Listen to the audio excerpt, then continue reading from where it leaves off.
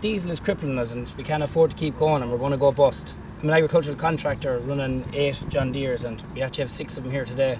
We had to leave 2 at home doing a few bits, but I'd nearly rather have the 8 here with the price of fuel to try to get it down. How long do you plan on staying here for?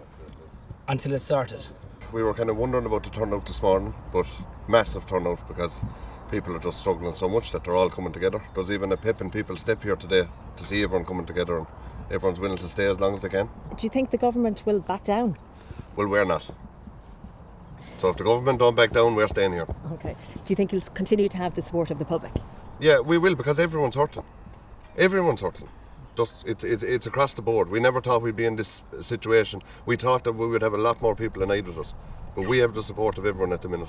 And we apologise for any inconvenience. This just has to be done.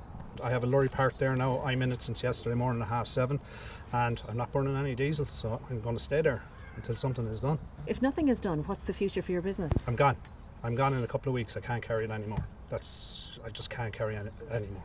It's done.